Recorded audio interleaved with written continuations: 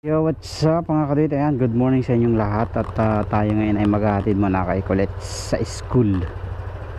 Oh, kaway mo na sa camera. Ayan, ganyan ang gawa namin tuwing umaga. So, alas 7 ang pasok. Oh, so ang ginagawa namin, nahatid na muna namin siya sa school. Dadaanan din naman namin ang school niya eh. Diretso na siya sa school para hindi na siya mag-service sa umaga. Sa tanghali na lang siya sinusundo ng service niya. Sakay na.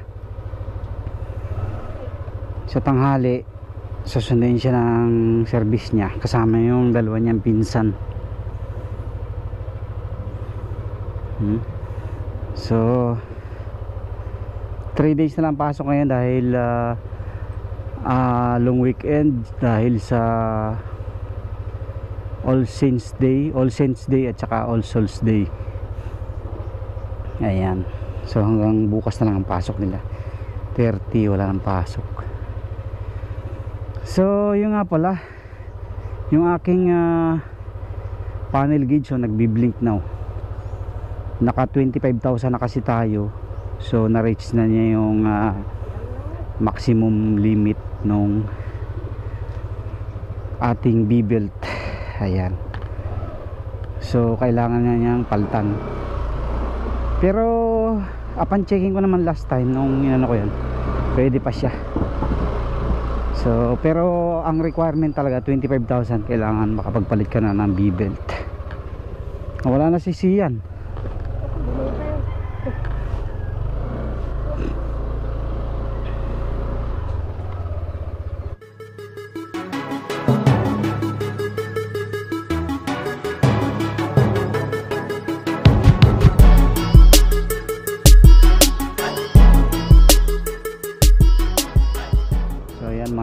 At tayo maghatid na muna. Time check 6:38.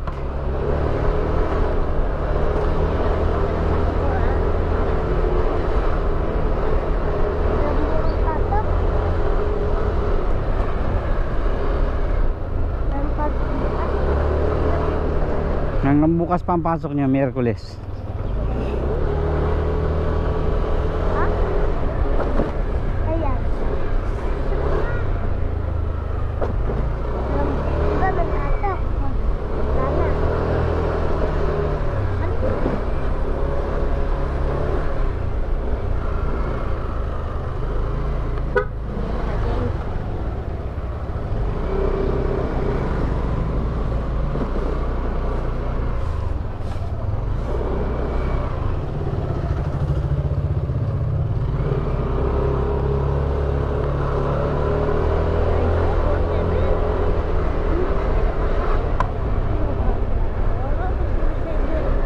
Puro palakal daw ang grades mo boy Pag naka 80 ka, ija-Jollibee kita.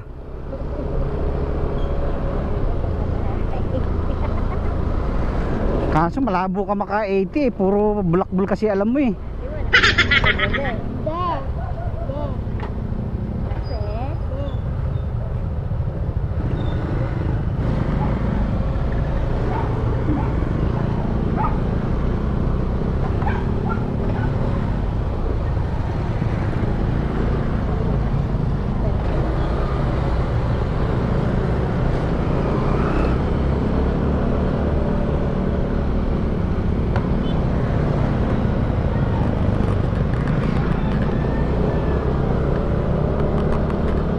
So medyo malayo-layo rin yung school nila dito mga kaduit. So mayroon kasing school ng elementary dito sa loob, puro private, mahalan tuition. So pinag-private ko lang si Bibi nung kinder siya tsaka daycare. Private siya, pero nitong grade 1 dito na namin tinransfer sa public.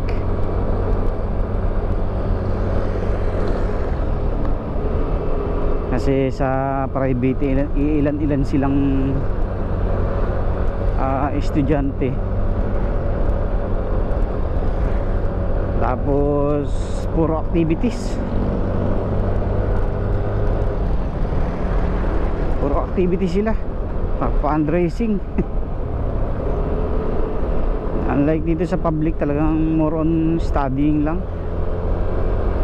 May mga activities man sila pero mga simple activities lang.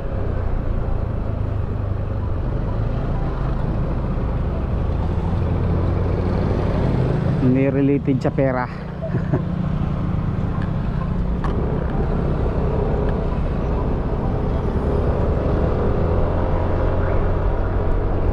Okay.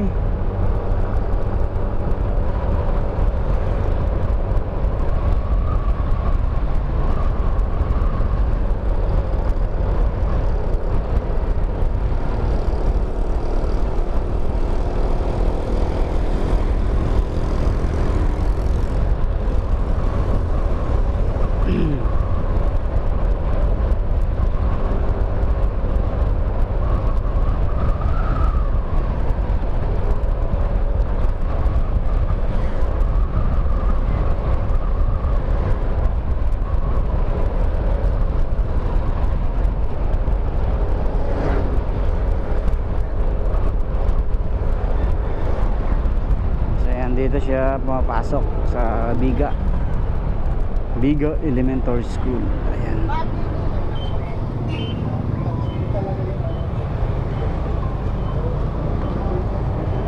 Okay.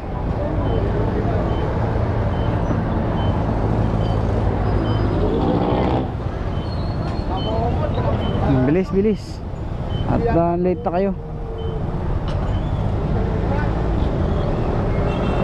Dito pumapasok yung tatlong yan, nagpipinsan. Apat pala sila, tatlong grade 1, isang grade 5.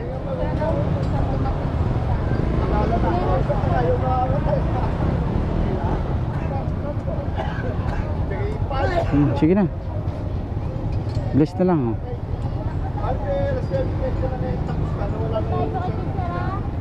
Bigay mo yung bayad sa project mo.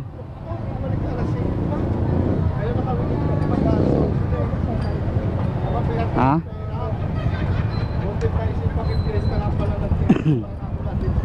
Papasok na siya mga kapatid. So, kaya naman ay didiretso na rin papasok dahil tanghali na, 6:44. Alas 7 pasok ni Commander.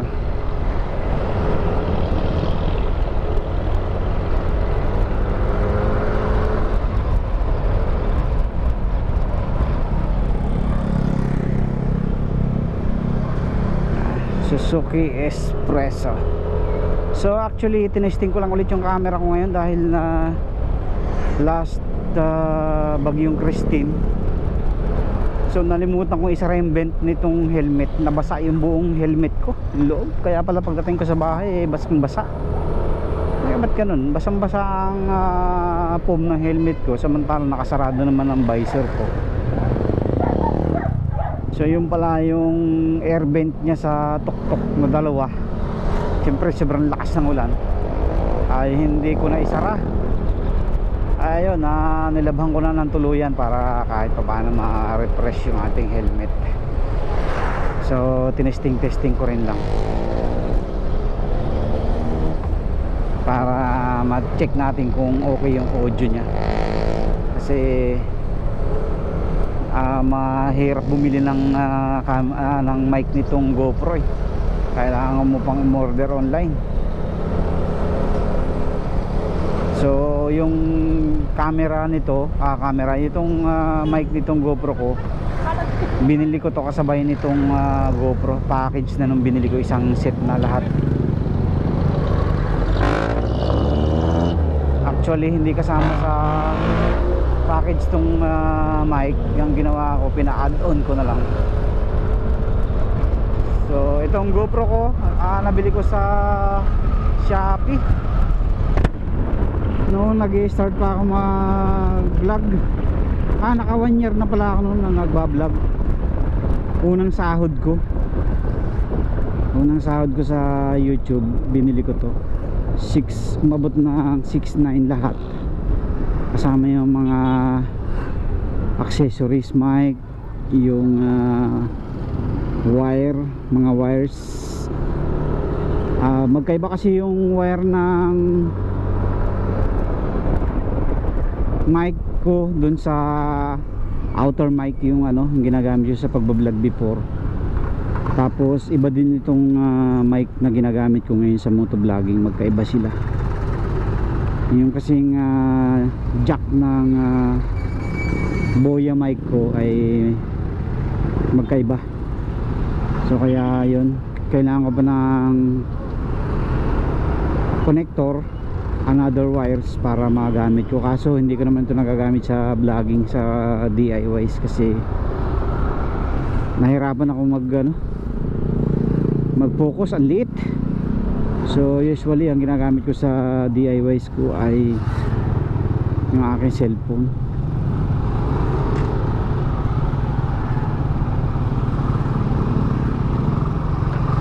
And then sa motovlogging, ito na lang talaga, itong motovlogging lang. Pangit kasi sa selfie vlog to, sa mga vlogging tour, kasi wala siyang stabilizer. GoPro Hero 4 lang to, old model na GoPro. At least kaya ako nagustuhan tong GoPro Hero 4, mayroon nga siyang saksakan ng mic, unlike ng mga ibang GoPro na lumalabas ngayon. Wala siyang saksakan ng mic, so hindi mo siya magagamit talaga ng pang motovlogging dahil ma-noisy. So ito, kahit pa paano mayroong saksakan ng mic, magagamit mo kahit mga ganitong mga para maging clear yung sound. Tapos nilapit ko pala yung mic nito ng konti, kasi yung mic ko pala sobrang layo, ang hina ng boses. So ngayon inilapit ko ng konti para medyo lumakas-lakas ang boses.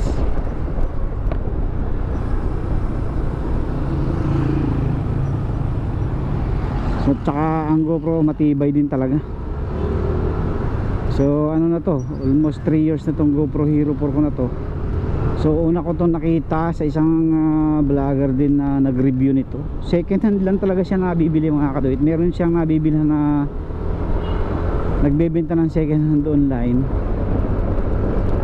So nakuha ko yung link dun nga sa isang vlogger na, nalimutan ko na kasi sinong vlogger yun. Doon siya bumili, so doon din ako bumili. Lahat ng mga old model na GoPro meron siya. So meron pa nung GoPro Hero 8, simula 4, 5, 6, 7, 8 meron siya. So yun nga lang, dito lang kasi pasok yung budget natin sa GoPro Hero 4, kaya ito yung ginamit natin. Tsaka maganda rin to, matibay din. Maganda target ko sana nun yung GoPro Hero 8, kaso nasa 10,000 mahigit pa yata nung time na yun, yung Hero 8 na yun. Ang kakana kasi doon may stabilizer na.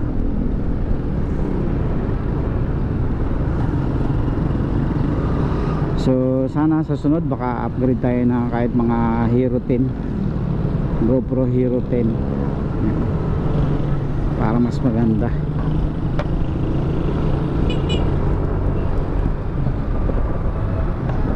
Ito kasi talaga subok na ang quality ng video.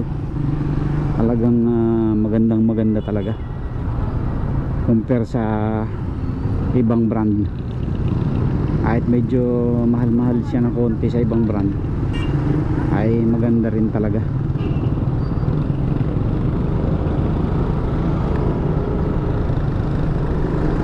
So papasok na tayo sa trabaho. Haba ng pila yung mga nagko-commute papunta Manila, may mga trabaho sa Manila. Kaya talaga mag-commute.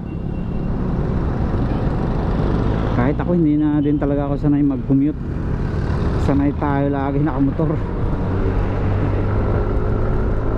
Ang problema pa sa akin pag nagko-commute ako, mahiluhin ako kahit patanda na.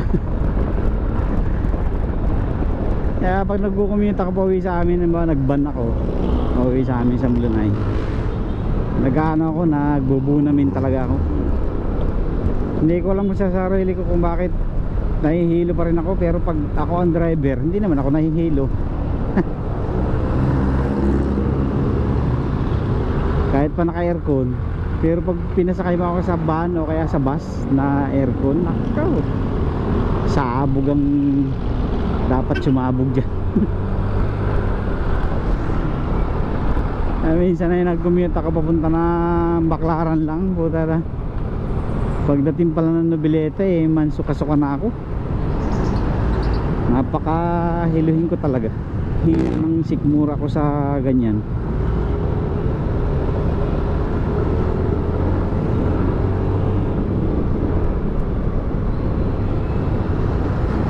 Pero ang pinagtataka ko, pag ako ang driver, katulad nung kotse namin dati, Bulacan, Quezon, o kahit nung time na nagbabiyahe pa kami ng saging, driver din ako, nagdadrive, hindi naman ako nahihilo. Pero pag hindi ako ang driver, nahihilo ako. Alas din. So ganito yung sinusuong namin tuwing umaga. So singit-singit na lang para makalusot agad.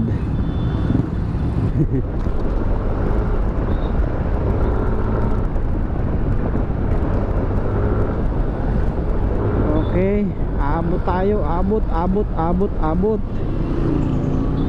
Ayan.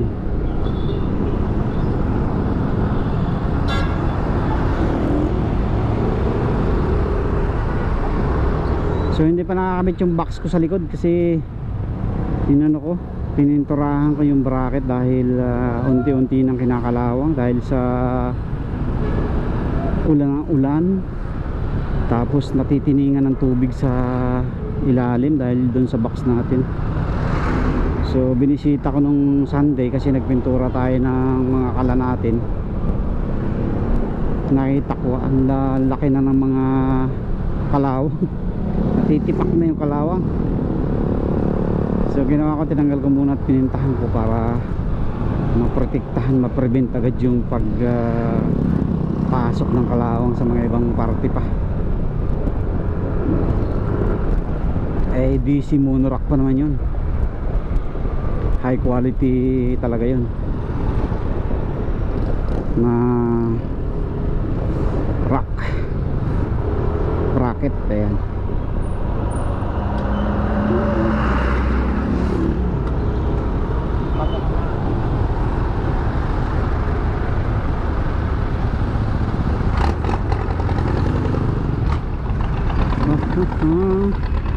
Ito na yung umpisa ng traffic dito sa Sikat.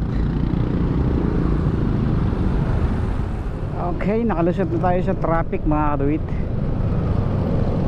Nasa EBSA na naman tayo, trabaho na naman tayo.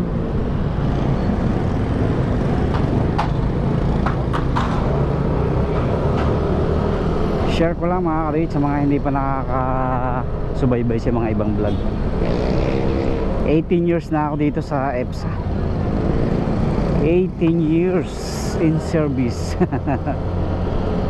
Loyal, di ba? Isang kumpanya lang. Simula nung pagkagaling ko sa card bank. So nag-start kasi tayo na magtrabaho sa card nung 2006. Yan. After nating makagraduate ng college, ayan, doon tayo unang nagtrabaho. Malupit ang pinagdaanan natin doon bago makapasok. Intindi ng training, exposure, may mga panel pa na mga mag-i-interview sa'yo. Ilang interview bago ka makapasa. Ang naging unang assignment ko sa Santa Maria, Laguna. Yan, dyan ako unang na-assign. Yung first exposure ko, last training ground ko yan, yung Santa Maria, Laguna. Tapos balik sa camp, exam ulit. Tapos first talagang assignment ko na trabaho, in-assign ako sa Real Quezon. Kaya sa Real Quezon malupit ang naging karanasan natin dyan dahil siguro mga 6 months. 6 months pa lang ako, na-hold up ako dyan. Na-hold up ako, tapos yun yan, pagkatapos ng pangyayari na yun, inilipat ako ng Siniluan, Laguna. Pagdating ko sa Siniluan, Laguna, ang lawak ng hawak ko dun. Ako ang may pinakamalayong area. Hawak ko ang Kasarial dun, yung tawagin ay Little Divisoria. Little Divisoria. Andun lahat ng mga souvenir na ginagawa. Napakagaganda ng mga souvenir items dun. Dinadala nila sa Divisoria at saka sa Baclaran. Kaso sa area ko may na-hold up na naman na Bombay, pinatay. Kaya yun, nag-resign ako. Nakamadublihan pa ako eh. Ayun, pagka-resign ko noong 2007 December, nagpahinga ako 2 buwan. March 1 nag-start na ako dito sa EPSA. Nag-apply ako.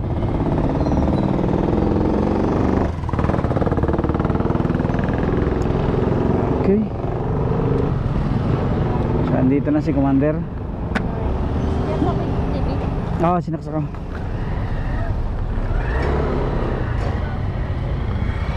So, na-edit na natin si Commander. Susunduin na lang ulit natin yan mamaya.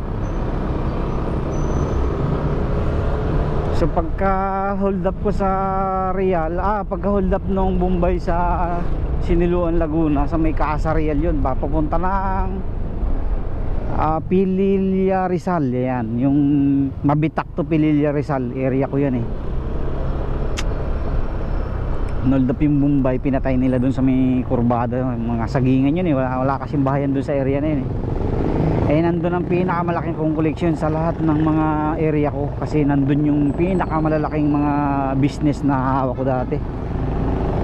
Kumukolekta ako sa isang araw ng pinakamababa na ang 300,000 sa area na yon.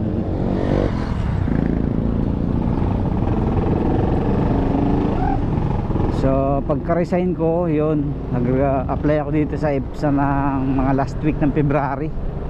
Unang apply ko HRD. So wala silang bakante nun sa office staff, puro mga CAD operator ang kailangan nila. Hindi naman ako marunong, kaya yun, hindi ako nakapasok. Tapos apply ako dito sa Taisong, Philippines. Office staff kailangan nila, yun, nakapasa naman ako dyan. Unang saba ko, typing lang naman ang pinaano nila sa akin, typing at saka illustrating. So siyempre basic na din yun sa atin kung nung time na yun, dahil mayroon naman tayo nagagamit na computer nung time na yun. Kaya nakapasa tayo till now, 18 years. 18 years in service na ako, mga kaduwit. So hopefully next year ay makaibang linya naman tayo, dahil halos dito na naubos ang ating panahon. May mga achievement naman, marami naman tayong achievement na nagawa, na naabot, na narating dito sa trabaho natin. Marami rin naman tayong karanasan na hindi malilimutan, mga achievements, bahay, motor, sasakyan, dito natin nakuha. Yun nga lang, hindi pa rin talaga sapat. Mayroon pa tayong hinahanap na iba. Hopefully ay tayo ay makalipad ng mas malayo, di ba? Sana. Dahil lang ang harap pa rin naman tayo ng mas magandang kitaan. Yan. So yun lang, mga katoy, nandito na ako sa aming company. Hey there. Subscribe to my channel. Thank you very much po. God bless po sa inyong lahat. Pasensya na kayo, napakwento pa ako. Kaya yun, shout out, shout out.